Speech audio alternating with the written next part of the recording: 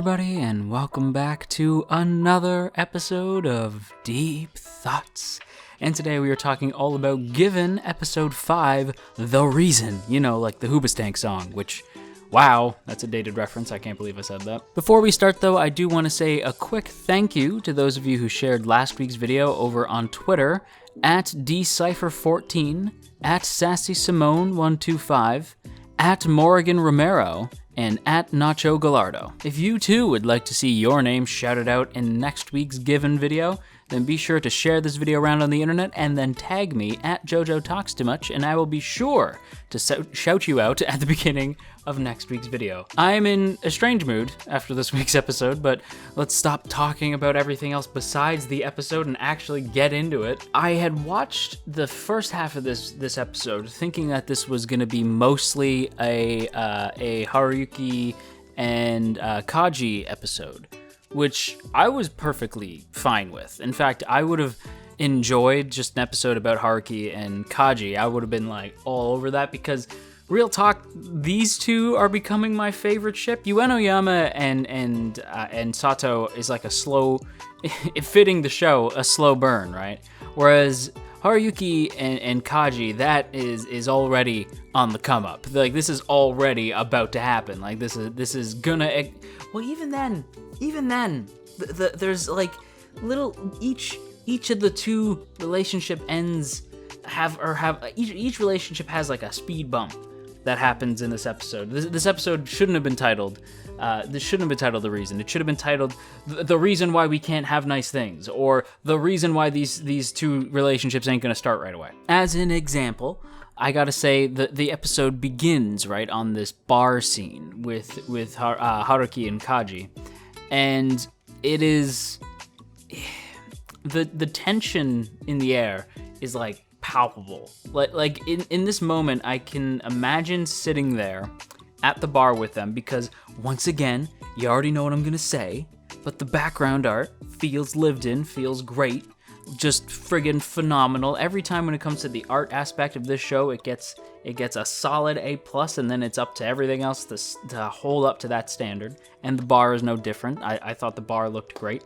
And I can imagine sitting there at the table with these two and seeing that moment where Haruki is like, oh, I almost singed off my bangs. Which, by the way, who smokes indoors? like, I'm sorry that I keep like getting sidetracked, but who smokes indoors? Is that even a thing? I don't know. I've been to many bars. I have never been to a bar. That's a lie. I was gonna say I've never been to a bar where there's smoking. It's a lie. But it's very rare that I see a bar where you're allowed to smoke in. It's not the 30s anymore, is what I'm trying to say. But I did just contradict myself because I have actually been to bars where you can't smoke, but they're usually dive bars. And that didn't look like a dive bar. I could be wrong. I'm going to just assume it's a dive bar, which makes their relationship 10 times more cool. But anyway, moving on. If I was sitting there and I saw the scene of like, well, you just keep letting it grow out, like, and he like not grabs. He doesn't grab his hair, not yet anyway. He like reaches for Haruki's hair and is like, you keep growing out your hair.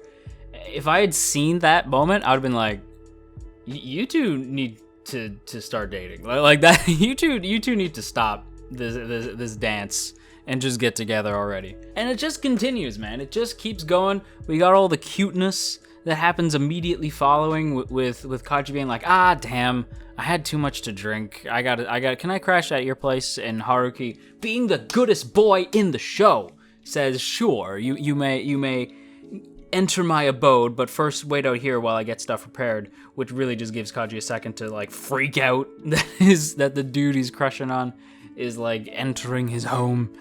And it's cute. Like, it leads to probably the funniest and cutest scene of the episode where Haruki is like trying to what is it with couples and taking pictures of their significant other while they are sleeping? It's cute as hell, though, I'm not gonna lie. And it does just further make me want these two to hurry up and get together.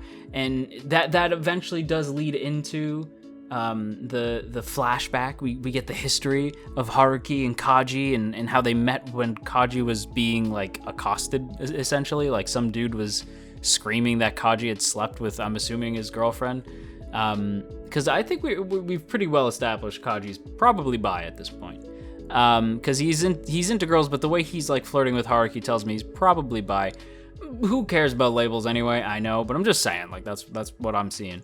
And so we get their relationship where like he's getting yelled at and he looks over across, he looks up at the school building at the roof, and there's Haruki, and Haruki sees him and their eyes meet from across the campus because this suddenly became a cheesy rom-com. But I mean, hey man, it works. And then it later becomes less about their relationship and more about the band itself as we see Haruki's first meeting with Uenoyama. Very briefly, I would have actually liked to have seen that scene fleshed out a little bit more, but we do see the first meeting of those two, and how the band eventually comes to be in another scene. And unless I'm mistaken, because I could be wrong, I don't think we've ever learned the band's name, but in that shot where like the band is first together, like the three of them, before Sato arrives and the band is like fully formed, like when it's the three of them, the proto band before the start of the series, it looked like they wrote down like the word seasons. So they had like fall, autumn, blah, blah, blah, and then seasons, and then the seasons. Is the band named The Seasons? I'm not against that, especially given that there's four of them. And I wonder if the band's name is actually The Seasons, which of the four each member would be. That's a good question for the comments. I don't know if I'm wrong or right on that. I could just be a big idiot and not remembering the name of the band, which is entirely likely. As we all know, I am quite dumb. But I don't know. If the band's name is The Seasons, which character is which season?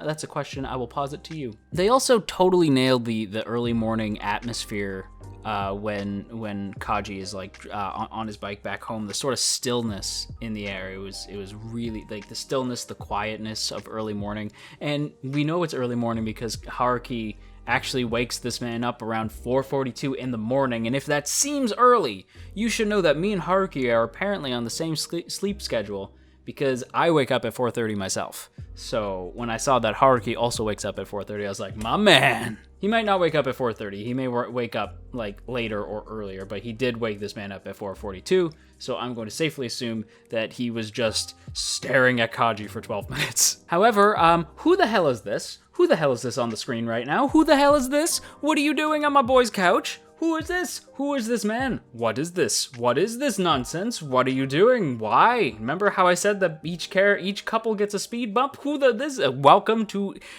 Exhibit A, Speed Bump the Human. Sorry, I don't know where that came from. A little salty. I was like, what is even the hell? And I have gone way too long on solely Haruki and Kaji, but they're my favorite couple on the show. So, and it's my video, so I will talk about them as long as I want. But we do have to transition now. We have to transition over to Sato and Uenoyama, because they're part of the story. Arguably not much happened. There was decent development mostly on Sato's end, with Sato actually joining up and bonding with Uenoyama's squad, which I appreciated seeing Sato like it, which as it turns out, the man can play ball, which was kind of impressive. I was happy. No, I shouldn't say happy. I was pleasantly surprised that Sato could actually play basketball. That was kind of neat. And, it brings in Uenoyama's friends group into it a little bit more. And, maybe they're less wary, of Sato kind of stealing their friend. Now it's less of him stealing their friend and more of like them introducing a new element to the friend group, which I appreciate. However, as with most introductions to the friend group, there's always that one friend who does not like the new person, namely Little Miss Rando, whose name I have forgotten and I refuse to learn after the gossip that she dropped upon Uenoyama's doorstep. And I'm gonna be real with you guys.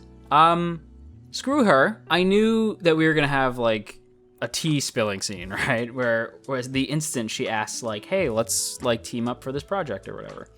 And that scene, by the way, is perfectly handled, because you see the plane in the background. You see it before you hear it, and it gets louder the more of Sato's secret, the more gossip about Sato that is being said, the louder the plane gets in the background. Such a good, and the close-ups get even closer too, if you notice too. Like, just, like the cinematography gets like claustrophobic, and the plane engines get louder, and then it all just stops because all the momentum that Uenoyama's been feeling, the momentum leading up to the show, just like he said, like I felt like we were really making good progress, and then everything just stopped, and then the scene stops, and all the sound stopped, everything stopped. Like, such a perfectly handled scene. And like, what a shitty thing to say about another human being. The gossip being that, oh, Sato was dating another dude before he came to our school, and it turns out that guy killed himself, and and rumor has it Sato was responsible. Can't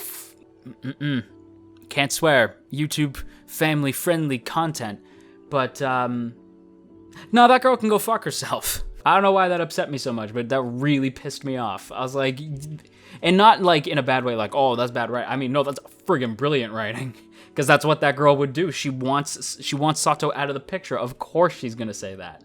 But it's like, oh, I hate that it's it's such a well-handled scene. I'm mad because, like, yeah, of course I'm mad. Okay, I'm gonna wrap up my thoughts here. Overall, very solid episode.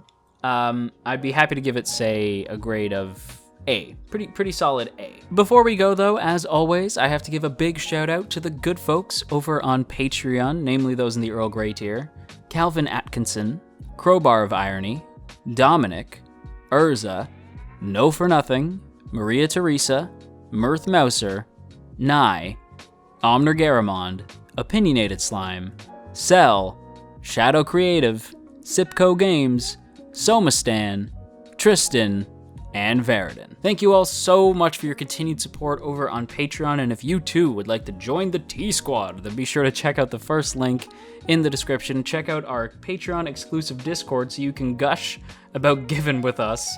I swear every week this show drops, I will get like somebody talking about it in the Discord, and then it just devolves into all of us being like, oh my god. That said though, everybody, that is going to be a video, so I hope you guys enjoyed. If you did, then you've probably been on the internet long enough to know what to do already, so I ain't gonna tell you, but I will say that it is appreciated, and if you're feeling stressed out today, then you go have yourself a warm cup of tea, and I will talk to you all again real soon.